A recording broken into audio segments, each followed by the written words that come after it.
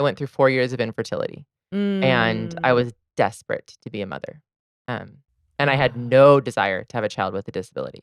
None. Wow. Yeah. The feelings maybe aren't coming from the fact that you're having a child with Down syndrome. It's more a lack of, like, having to let go of expectations. Mm. It's more having to undo ideas around what Down syndrome is that are false and harmful, like a narrative that's been fed to you your whole life, even if you've never met a person with Down syndrome. Just the idea of what that means in our society.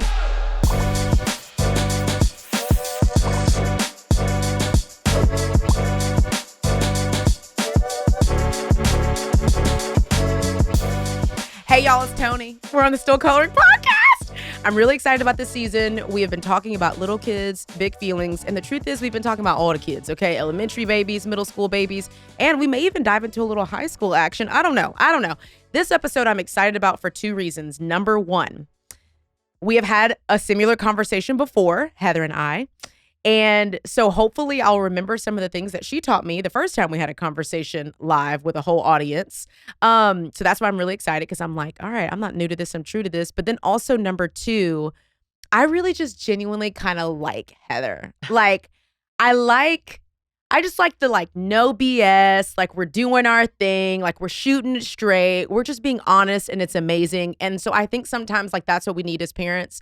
We don't need a whole bunch of fluff. We need this is hard. Here's what you do. Keep it moving, fam. Okay, I also want to start with a story, Heather, before I bring y'all. In our first conversation, I was incredibly nervous because I think it was maybe 2020, 2021. There was just a lot of awareness around language, labels, how to just hold labels. And the other day I was talking to someone about this podcast season. I was like, yeah, I'm doing this season. I'm so excited. Season 5, we're talking about little kids, big feelings. We're even diving into kids that have some behavioral challenges or whatever. And the person I was talking to goes, oh, yeah, man, I can't even imagine. It's probably so hard to be a parent of a disabled kid. And then I remembered your voice, Heather. And I asked you this question, how do we talk about children with disabilities? And you were like, well, first of all, we have to acknowledge that they're children, not disabled children, that we don't have to put these labels in front of anything, because that only further damages and belittles these humans and these human beings that we get to honor and hold. And then I was like, I can't wait to talk to Heather about this, because I still do feel like we're getting this wrong. And so before we dive into all the things about feelings and emotions, I want you to address this, and I want you to help our listeners get this right. How do we talk about children with disabilities? Oh my gosh. Hi.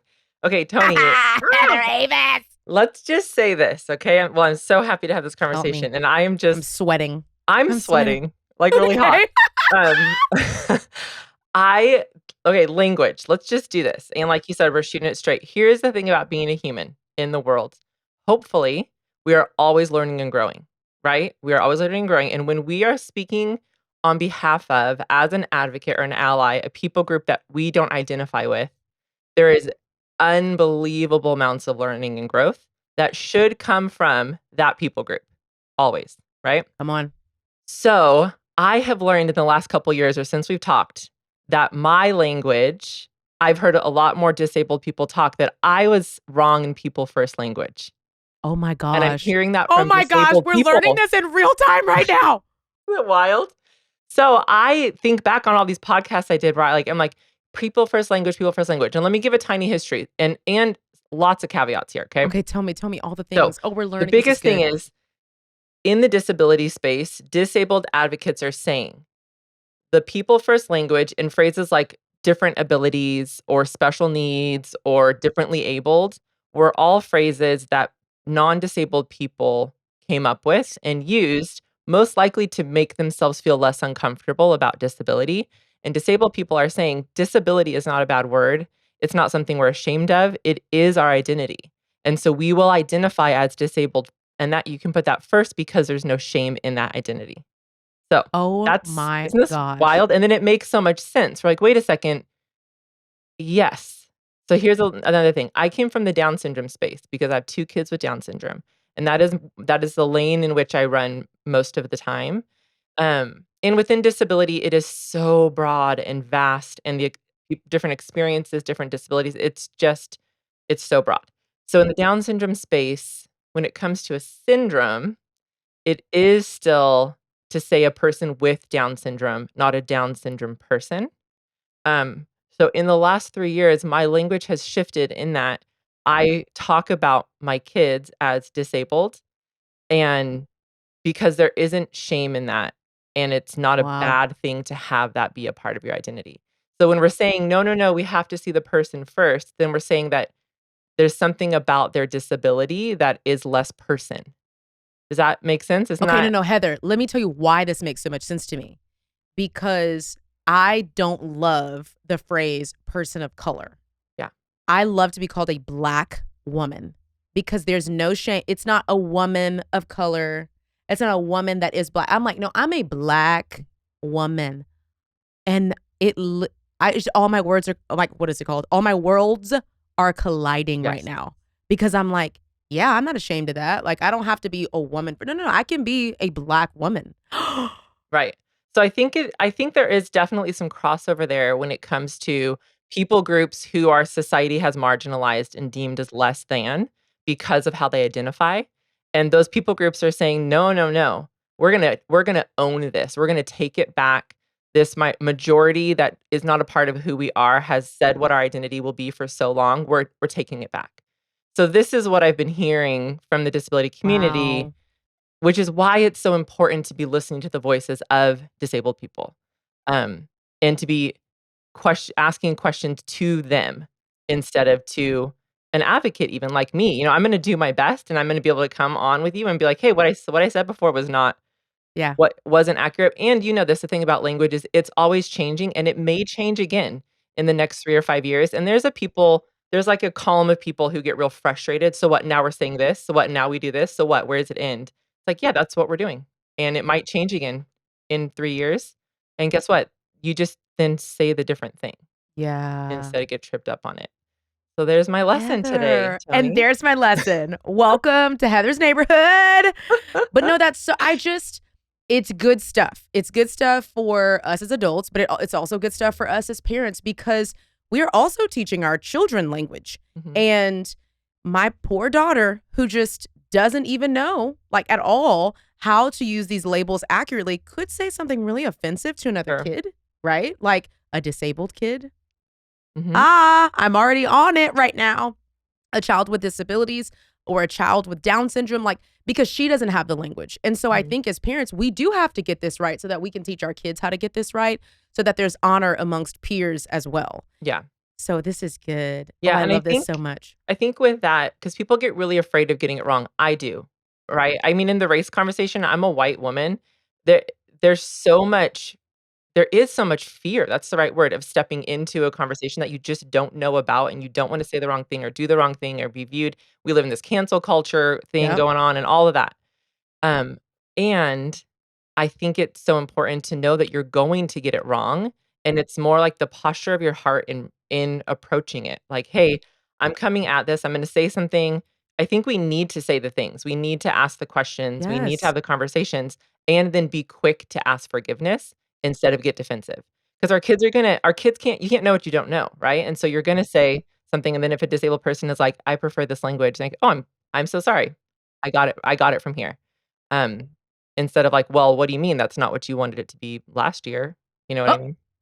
gosh, I know. Well, it's interesting because before we got on air, I kept telling my assistant and project manager, Amanda, I was like, oh my gosh, I'm okay. I'm a little nervous. I'm a little nervous. And then I sat down and I realized I was like, oh, I think I'm nervous to have this conversation because I got it wrong last time in the other conversation. And you helped guide me through getting it right. And I mean, it's just humility and it's hard, right? Like, I still am just like, oh, I don't want to get this wrong. Like, I don't want it may be coming from a good place, but it also may be coming from a place of self preservation and Mm, pride. mhm, And so I've got to suss that out in me and say, no, no, no. The desire is that we want to get this right. We want to give honor across the board. We want to honor up, honor down, honor all around. mhm, And so I'm going to ask. We're going to talk about it. And yeah. But mhm. I was really nervous. And I just want Oh to my say that gosh, oh my I was gosh. so nervous. I was like, my bits are sweating. I'm going to ruin my lavender blazer. Ah! Um, But you're so kind, Heather, and also I love that it's important to you. Like, you can just kinda tell, like, it's important. Like, it's like, "Hey, no, like, I want the world to get this right. I want people that are interfacing with me to get this right, my children to get this right." Like, I think that's good. So, I'm grateful for you, and I'm excited to talk about another take on little kids with big feelings. And again, I may cry because I'm just emotional. Mm. So I have a child with special needs, and emotions are a huge part of the things that we process, right? Like, we are just always talking about feelings and emotions and how to process them, and amongst the, in the midst of being triggered or having a hard time regulating. And I do feel like we're getting ready to speak to a group of parents and caregivers who, maybe it's not just a simple, for the next couple of months I'm going to read this book and I'm going to put a feelings wheel up, and they're just going to learn. Like, with my daughter, Mhm. we'll probably be having these conversations forever, right? Like, we'll probably have to keep talking about feelings and how to handle them, and the different things that we're having to talk about with her, because for her, she's been diagnosed with something. And so it's just really difficult. But I'm not giving up on her because we have different barriers than other parents, right? And so I just wonder, my first question would be, how do we as parents with kids, no, with disabled kids, I'm going to get this right. It's going to happen for me and for you, or with children with Down syndrome, how do we get this right and not comparing how we have Mm. to parent and the barriers that we have to process through to other parents? Because I be comparing sometimes, if I'm gonna be honest, in my darkest days, you know? Oh my gosh, I'm comparing, like, in my best days, and it's a problem. So good for you on only Uh, going there in the dark days. okay, okay. Comparison is so hard as a parent. Oh my gosh, disability, differences or not. I mean, it is just the game creeping up on us constantly that never ends well. Nobody wins. Yeah. Um, I first of all, I think as I've gotten older, and even this conversation around language is such a good example of it, I just don't know anything anymore. Like, I just don't know. I'm starting right there every day. So, this I is where we don't are. I'm know. doing the absolute best with what I do know, what the tools I do have, knowing that all I just have infinite ways in which I can grow as a person and learn. Yeah. My thing I think what I would say, like, as a starting point for this conversation, and the lesson that I've learned the most with my oldest daughter, Mason, who's 15 and has Down syndrome. I love her so much. I She's literally a could love. see her in Target trying on her Oh my dresses. gosh, she's a love.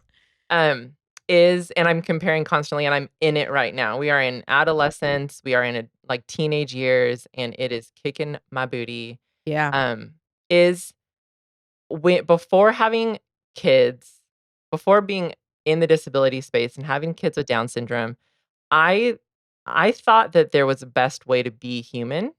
I don't know that I had that language or understanding around that or that lens, but then I have a daughter with Down syndrome, and all of the ideas I had around what makes a human have value and worth are challenged. And so then it's Ooh. all stripped down to, how do I answer that question? Like, what gives a human value and worth? And for me, where I've landed is the heartbeat in their chest and the breath in their lungs. And they are a divine creation and image of the Lord, period, full stop. That's it. Mm. And that's the thing that tethers me. Macy and I have a son with Down syndrome, don't have to do or be one thing more than exactly who they are as they are to be have full value and worth and to be treasured and beloved. Period. There's that. So Woo. that's what tethers me. And that's kind of that foundation when it comes to when I step out and look at literally every other person, including myself. Um, with that lens, it's really freeing, and I say it tethers me because I'm constantly swirling away from it. Yeah. In Well, look at these other kids with Down syndrome who are starting middle or in middle school. Look at how they're able to assimilate. Look at how they're able to go to the dances, their Even language, within the the way that disability space. oh, more so, I think. Wow. And it is and then I get all, like, down a spiral, and it's like, "Well, if only Macy could this, only Macy could this." And so that's, I think, as a parent, there is a blurry line. I don't know, it's a fine line, it's just very blurry of when we want our kids to be their best selves and they don't fit in the mold in which we know how to help them be their best selves. because they're so different, right? They're so different than other kids. But so that's constantly the question. I think that's the work of it for me as a mom. That's the journey is I want my kids with Down syndrome to be their best selves, which means they will have Down syndrome forever, and I don't want that to change. Yeah. But what does that look like? Does that look like my big thing these days because Macy is a real I'm just gonna say it, she's a real challenge. Yeah. Um, That's honest. is like we're seeking belonging, not assimilation. But man, if Woo! she would assimilate, it would make my life a That'll whole be lot cool easier. Right. and easy. It would ease up a Yeah. bit of what we're doing here, but that's not the goal. The goal is for her to be the best version of herself, and we're on that journey together. So I don't even know what your initial question was. That's just what I thought No, of, I like you answered it and you gave us some other nuggets, and I never, like, not try to cry, but I've cried so much in this season that I feel like I'm trying to temper myself, but I wanna reiterate this for some parents, like, it's okay to have expectations, right? Like, it's okay that we totally. have expectations, like, I expect my kid to do this and act this way, and I expect things. It's just when we hold on too tight. It's when we hold on so t and I'm saying we because I have literally done this. I'm like, I Mhm. expect her to be able to go to school and not get a note stapled on her backpack that she has to clear out her little cubby in 2 weeks. Like, I expect us to be able to be in school, like, at bare minimum. And there are days when I remember, like, holding my expectations with the tightest grip. I'm like, "Mm-mm, I'm fighting for it." And I really just kept pushing her back in environments that challenged who she was and where she could be her best self, and I think that's where we get in trouble. It's like, "Okay, have your expectations, like, let's hold them, but then sometimes we've gotta let them go, and we have to grieve them." I've had to Mm, grieve yes. expectations. That sucks Yeah. really, really bad because I feel like it don't stop. Right, like you're saying, Yes. like Macy's now and, like, it's the teenage years, and then it's gonna be the young adult years, and there's always something to grieve over when your expectations aren't met in parenting with your littles, and so I just wanna acknowledge that. Like, I wanna acknowledge that sometimes we're gonna have to grieve them, and then we don't have to live in the grief for too long, that's Mhm. relative, because the real win is that our kids get to be the fullest version of themselves and how Yeah. God's designed them, and that just makes me, like, weepy a little bit.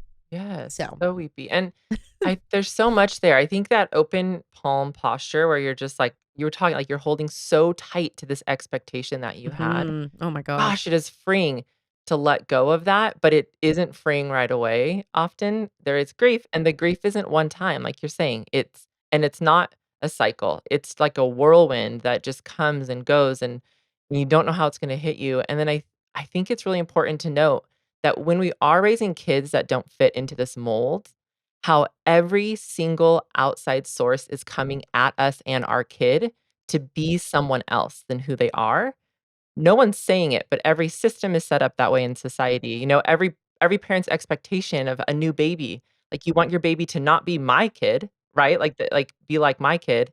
So it's coming at us, and I think it's really important to know it's coming at our kids, and whether or not they can articulate how they feel about that, or whether or not it's blatant in their face, Yeah. the energy of that, I really believe, is something that is constantly coming at them, and it makes me weepy too. It makes me feel just so like, "Oh, honey, I'm so sorry." Right? Like, I don't wanna add to that, and I do every day. But to recognize that, I think it gives me more grace for myself Yeah. in how I have grief and how I'm processing, and then more grace for my kid. Like, man, it is this is not an easy journey, and I would say for me, it's not an easy journey, not because of Down syndrome and disability. That's not what makes it a hard journey. The thing that makes it a hard journey is all those outside factors, all the undoing of what I thought it meant to be best, what disability means, like, all the things that our kids end up having that we didn't expect. Yeah. I have to undo all of that in me. That's the hard Mm. part. That is the hard I don't know part. that Down syndrome is really for me, is really the thing that makes it all hard, Yeah. maybe. Maybe. Well, I mean, it's Yeah, because but here's what I will say for me, like, this is probably the first school year that I have, like, released my expectation for my daughter, and it has freed me in a way that I was like, "Oh, if I would've just done this 4 years ago," but I was so close-minded, I was so ignorant, I was so unhealthy in so many ways, like, my behaviors were really abrasive and towards my daughter for I mean, things that she really genuinely could not have changed about herself, you know? And so I kind of feel you on that when you said it because I'm like, "Man, if I would have just had this posture before, I don't even think." Because I remember telling my mom, "It's just so hard. It's so hard." And no, what was hard was me releasing my expectations. Now that I'm over that kinda sorta, I'm like, "Well, that was a really horrific day at school. Let's go get some ice cream." Right. Whereas before there would have been this, "You need to think about your actions. I need to process this. I need to calm down." And now it's like, "Well, that was hard, and, Mhm. I still love you." Yeah. And it took Yeah. me so long to get there. Okay, I'm gonna tell you about a concern that I have for the future that I think other parents oh, no, we just g Okay. the tagline that we have for this podcast is like, "Go deep or go home." I You know love what it. I'm saying? I'm Yes, like, it's "'Cause my I jam. don't have time. I can't." Okay?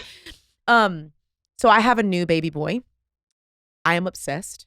He is 1, and if I could somehow Siamese twin him to my hip at any moment, I would, because I kinda want him to live with me forever and never leave me. I'm obsessed. He is amazing, and I'm excited about being a parent for the second time, and I also have this small little anxiety and concern about when he's old enough to recognize that his sister has some really hard behavioral challenges. Mhm. And I'm not supposed to bring, like, tomorrow's griefs into today. I know Mhm. that. But I just wonder for parents that have children that are different Mhm. and some have disabilities, some do not, except, like, how to navigate that. I have a friend who, I mean, we talk about this all the time. She's like, "I'm just so concerned that my other kids are just over it, Mm. that they're just angry, that they'll have resentment, that." I think it comes with teaching the siblings how to hold difference, I think, I'm assuming. Give us some advice, though, on Hmm. how to balance that and how to have those conversations as families. I mean, all of it. Just give us all of it. It'd be great. Yeah. It'd be great. Um, I think it with when your kid is younger, like your son specifically, this is all our kids know. This is all all the Oh, siblings that's will good. know. They'll know no different. It's not like one day they discovered that their sibling is what, like, fill in the blank. This is it. Yeah, This is their whole story. that's good. And it's gonna be their story the entirety of their life. And I think that it's different with older kids when a child with a disability enters into the family, it can be different, but that then also quickly becomes their story.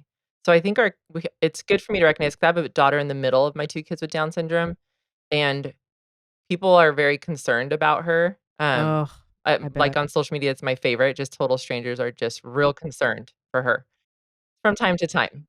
From time to time, it's settled down. People have some bold fingers, I tell you. They Okay. do. And I'm of the people concerned for her, I am the most. Oh, And that's that is honest. because it is such a different reality than what most of her peers are experiencing. Yeah.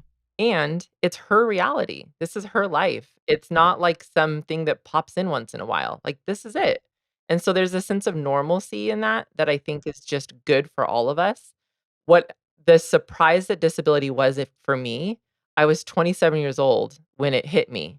And so I had 27 years in which I had to undo these really problems within myself, right? Where That's good. our kids are either it's from the get-go or it's a year or 2 or 4 or 5 that there's a process there. I think there's Wow. that, and then the other thing that my husband and I talk about a lot with our middle daughter is she gets to feel all the feelings, and there's no shame. Come on. So she gets to be really bummed that she has 2 siblings with Down syndrome, and we're just gonna sit in it with her. She gets to talk about it however she's gonna talk about it. We get to read the text from her friends that you're like, "Oh, I really wish that you didn't feel that way, and you're 12." So guess what? You get to feel however you're gonna feel about this. We Wow. just try to leave as much space as possible for her to come to us and feel safe, to feel how she feels.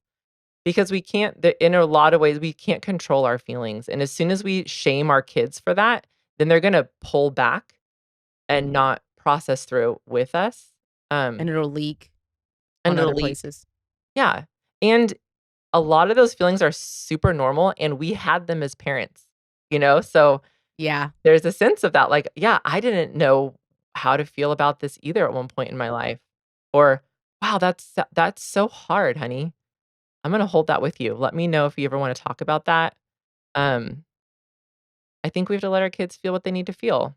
I really like that because I feel like I've seen parents say, like, "Well, don't feel that way. Like, your brother or sisters, I mean, that's just how they were born. They can't help it." And so then it Mhm, turns into shame mhm, and being dismissive, and it also belittles the sibling with a disability in a way like, it really could be a nasty spiral if you don't get this right. I'm just thinking about parents who's like, "Ooh, I didn't get this right with my mm, kids." And I'm like, I think there's always room and capacity and grace and mercy to get always. things right in the future, there's always that. I love how you're allowing her to feel her Mm, feels about it. Wow, that was like a little light bulb for me. yeah, I'm planning for the future right now, you know what I'm saying? I This do. I keep Yeah. saying that this season's for me, okay? I'm all the parents, I hope you guys get I something love out of it. it, but really, I'm growing. I'm growing. I mean, that's This yes, I have a is podcast to host one as well, and it's all very you get it. self-serving. I just You have get people on I wanna talk to. I know, I can't even wait. Okay, I wanna talk to, I think, 27-year-old Heather. Hmm. Right? I'm assuming that you found out that you were pregnant, right, with a All child with how did this happen? Tell me This is everything. a great question. So all of my kids came to me through adoption. Oh, I love this. Yes. So I never have been pregnant, and I Macy. feel like you don't talk about this a lot, which is amazing because there's a sense of belonging in your family. Yeah. Yeah, I've grown. I mean, I talked about growth in language, talk about growth in adoption and understanding in the last 15 years. I have, like, flipped on This is like a all the whole 'nother things I layer. I used to love this. believe. So, my all 3 of my kids came to me through adoption, and they all came as infants, all from Southern California, and, What? for those who don't know, my family or my husband and I are Caucasian, our oldest and youngest with Down syndrome are Caucasian, our middle daughter is Black and Guatemalan, and so she is I think people could assume she's adopted, it's easy to assume, Sure, sure, sure, but sure. yeah, but it's their Right. I stories, mean, because yeah. that could get weird if So I have over the years changed very much in how I share about their stories, but Wow. twenty-seven-year-old Heather was a broken, desperate young woman who wanted to be a mom. I went through 4 years of infertility, and I Mm. was desperate to be a mother, um, and I had no desire to have a child with a disability. None. Wow. Yeah. And I just okay, so let me tell you who I'm speaking to. I Okay, am yeah. speaking to the mom who's like, "I'm pregnant. I'm so excited." Yes. They find out they're gonna have a child with Down syndrome, whether it be through adoption, carrying. Like, I just wonder how to process that well. Like, I'm not saying that you did process it well, but Mm. maybe you could help someone now who doesn't know how to process it or hold it. Yeah. Yeah, I would say, again, that feelings thing, you're gonna feel so many feelings, give yourself space and grace for all those feelings. Mhm. You don't need to look back and have shame because you did not want your child. Like, you need to feel the Ooh, feelings that you're gonna feel.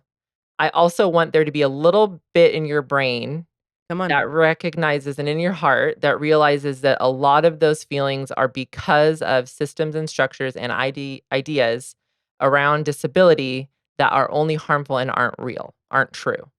That we've grown up with and we've Yes, please never lean into this. had Lean to undo into it, this. you know? I'm sorry. God, So, there's so much that's good here. Okay, go ahead. yeah, so feel all those feelings, um, and know that the like, the feelings maybe aren't coming from the fact that you're having a child with Down syndrome. It's more a lack of, like, having to let go of expectations. It's more having to undo ideas around what Down syndrome is that are false and harmful, like a narrative that's been fed to you your whole life, even if you've never met a person with Down syndrome. Just the idea of what that means in our society. Um, So there's that piece, and then that you are not alone. Like, there's such an incredible community ready to embrace you, and maybe you're, like, resent that because you never wanted to be a part of that community. Have that feeling, and Wow. then, like, step towards that community. Your kid, no matter who they are, right? Down syndrome or not, no matter who your kid is, they are fully they are full of value and worth. They are just an incredible magical human that you're gonna get to grow up with and learn alongside and have the honor and privilege of raising, no matter who they are. And that like, hold on to that. Yeah. We are this is so good. I I haven't even looked down at my little notes, because it's just all so good and so raw. I have something really embarrassing to say, um, and then I want to lean into what you said about society and these weird, not real things that they have inflicted on us about the disability community. Um, I remember being maybe 7, maybe 8 or 9, and we visited a family member, um, older family member, and I was meeting my cousins, their kids, and for, like, the first time, and I was like, "Hey, da, da, da." And then they said, "We also have," and I won't name anyone, but we also have such and such blank in her room. And I was like, "Oh, like, oh, is she gonna come out?" It's like, "No, she stays in the room." And being like an 8-year-old, you're, like, kinda nosy a little bit. So I was like, "Oh, I gotta go use the bathroom." And I and you're, like, go creaking in the hallway, looking through all the rooms, and I look in, one of the rooms, and I see her, and she's in a wheelchair, and she has Down syndrome, and she's, like, in the dark by herself because she's also blind. Um, I'm really embarrassed by that, and I think I just remembered that, like, as you were talking about it, and, it's interesting because when I think about that now, I'm like, "That's really horrific." Because I remember getting in our Suburban and asking my parents, like, "Why is she in that room?" Kids would just say really anything. And she's like, "Oh," they're like, "Oh, well, she got Down syndrome. She stays in," they don't really bring and I just it's, like, inhumane, right? Like and I think it's because of the shame. Like, we have these other kids and they're doing well and they're da da da da, and this is our family dynamic, and we don't wanna show that part. And, I just wonder how we can be better at processing that for our friends and our family members and any other children with Down syndrome. But even if it comes into our own families, like, how do we change a mindset and a generation around shunning out a whole community of people because of our own uncomfortableness? I don't know if that's a word, uncomfortableness. It is today. Um, I just don't even know how to process that, but I think I just want you to talk about it so that Mm, we can get this right. hmm. Oh Whoo! gosh, I'm choking up over here. Yeah. Jeez Louise. Yeah. That's just not a it's a less common story, but it was a very common story, and there are lots of adults that are in institutions in the United States whose parents were basically told, like, "You can't have this kid in your life, so this is better for them." And I just think, oh, I could just weep. I think about a mom who is with their baby for however many months, weeks, years, and then sends that baby away because our society has it so wrong, and the brokenness, generational. There's a book called Untwined I'm gonna get you the link for, and it's a story of 2 sisters who were twins, and at 5 years old, one sister went to school and the other sister went to an institution, and the sister didn't know what was going on, the twin, and later on as an adult, takes her sister out of this institution, and her sister Oh. becomes a world-renowned, artist, and she was deaf, and anyways, Oh, oh. I the my goal so I talk a lot, I run an organization called The Lucky Few, and our goal is to Yeah, you do. shift the narrative around Down syndrome, and all of the words I put out there and the books that I write and the things that I do, there's a narrative that needs to shift significantly, and that at the foundation of it is that people with Down syndrome are fully human with Down syndrome, fully human. And as I talk about all the things that make it really hard raising kids with Down syndrome, at the what I want more than anything is for them to step into every space they step into with their without their humanity being in question. And the Oh, story that you told is one in which because of her disability, her humanity was questioned. They did not see her as human. They would not have treated her as such.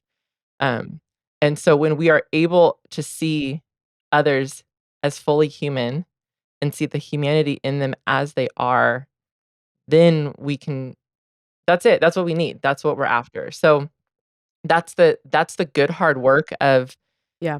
advocacy, in the disability space. I mean, and it crosses over to race, it crosses over in so many ways to gender and all these ways in which when somebody looks or acts so different than who we are, there it's so easy to other, and we need to see the full humanity in every single person with breath in their lungs and a heartbeat in their chest. And with us, like, it's such a huge work for us is just the showing up and being in the world. Um, and I could talk for hours about school and our kids go like, what we're fighting for in 2023 for our kid with a disability to be in a school, right? We could talk for hours about that, and what is that communicating to every kid in the school, and every parent, and every community member when we're separating and segregating people based on their disability or not?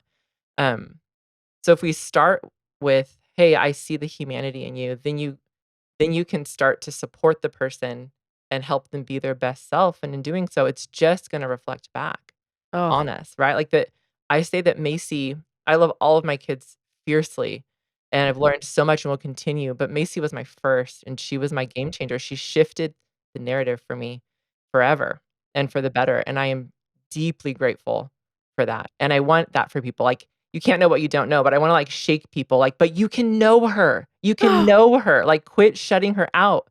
You can know her." And that's what this girl, the story you just told, like, she was a human with a story, and she deserved to be known, and everybody deserves to be known. So we have to make space for them and ask ourselves, like, if they're not in our spaces, where are they? How do we get in spaces together? Like, why who's missing? Why are they missing? And then you can start checking yourself from there. It is a woo! worthy and really hard work to shift a narrative, to change a mind. Oh my gosh. This was so profound. I know. I'm in, I'm in a desolate place right now. I I know. have 2 things I need to say, then we need to get out of here. Um, I have to give a shameless plug here. We got the book different. I think we got it when it first came out. I'm pretty sure about this. But I also think that as parents, we need resources, podcasts, websites, Instagreasies, all the things. Like, it's really, really good to equip our kids with resources too. And so I want to encourage everybody listening and watching to get Heather's 2 books that are so great. Everyone Always and Different. Am I saying that Everyone right? belongs. Yeah, everyone Everyone belongs. Belongs. There we go. And Different. Um, they're just great. And like your daughter's on the front of Different. Yeah. It's They're so cute. cute with her little bob. She cute. Girl, when I saw her in Target trying on these dresses, I said, "Baby, twitching them hips." Oh I my said, "Mm-mm, gosh. this is my daughter." Her little woman bod. Jeez Her little Louise. woman bod. Get these resources for your children because we're doing the best we can, but our kids are also doing the best they can too, and we got to equip them to have language on the front end. I On the think we front start end. changing, right, like a generation when we start planting the Mhm. seeds now, and we can Absolutely. do that, right? Like We we could be can. like the ones that change a whole generation. Yes. Yes, I know that we are going so long on time, but, I have such a great little story. My son August was in 2nd grade last year, and he's at our neighborhood school, and he's fully included in a general education classroom, and it's one of the first most the t every teacher he's had has never done this before, and it's like a whole thing. And it's been really hard and so good, and I last year, I got to go once a week, I would read books to his class, so I got to know them really well because I was in the class all the time, and I would bring in all kinds of diverse books, and then I went on a field trip once, and one little boy came up to me, he goes, "Mrs. Avis, my brother has a disability." Like, so excited. So excited. And So then isn't excited that about funny? it. And I said, "Oh my gosh, Ruben, tell me more." He said he has to get glasses. And it was just like that. Like you said, it was a shift. Like, everyone Yes. left not everyone, the majority of the kids most likely Yeah. left that class with a totally different idea what disability means. And they're our future. So kids' books are important to me because if you start with your kid from the very beginning, like, Yeah. even, like, little songs like 10 Little Fingers, 10 Little Toes or whatever, it's like, yeah, most people have 10 fingers, but some people have no fingers. Oh, Yeah, snap. and then you, like, Oh move my on, right? Most gosh. people We're have never 2 listening to arms. that song again in my household. It's over. Throw it But I out. think you just give it like, another lens, and then our kids absorb that and move on, and then that becomes part of their understanding of humanity, and they take it further with them, and then we get to change a whole world if we Oh, I if we just do the hard work now. my brother has a disability. Isn't that funny? That's the best. That's how my husband was with adoption. Like, their parents really celebrated adoption. They held the hard parts of their story, but they went to kindergarten. They were like, "We're adopted," Yeah. and kids were going home crying. They were like, "I want to be adopted." Like, it was so fun. Okay, Oh, Heather, so thank you so good. much for your time. I also want to say something before we leave. Yeah. In talking about my son, who I love so very much, I'm obsessed with his cheeks. I made a comment that I want to apologize for on live. We're not on television, on live YouTube and podcast. I said, I wish that I could just attach him to my body like a Siamese twin. Mm. And I just have felt bad about that this whole time. And I'm like, when can I insert this apology? And it's so funny because right after you just finished your sentence, I was like, this is my time. I felt this like, oh, it's okay. You don't have to apologize. It's okay. But that self-preservation. Mm. And I didn't want to let this moment go by without saying, I really apologize that I said that. And for anyone that may have that as a part of their story, I just don't want to joke about that. And I just didn't think that was Yes. very kind. So I'm so Alright. sorry. I know. I want to Yes. be better. Look at you look at us learning and growing together. So great. I feel great about my life. Right? Some parts of it. Some parts of it are great right now, but other parts is just crazy.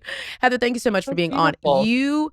I want to say this on live too. Like, you are literally a part of shaping the future Mm, for good and inclusion. thank Because you. that's like, I mean, like, we can make impact now, but like, the most important thing that we'll ever do may not even be something that we do, but like someone that we raise. Yes. And so kids' books, yes, they're important. Like, they shape the future. And so I just want to Yeah. encourage everybody to go grab those kids' books. Links are in the bio, of course, and in the show notes and all that. And I just love you, Heather, and I'm so grateful you were on the Still Coloring Aw, podcast. Toni, I love you too. This was the best part of my whole month. And we're at the end of a month, so I'm just gonna say And that. so I'm just going to say we're at the end of the month, This and is I just so made it great. day You 30 out did here, it. okay? Thanks so much for being here. Thanks, Toni.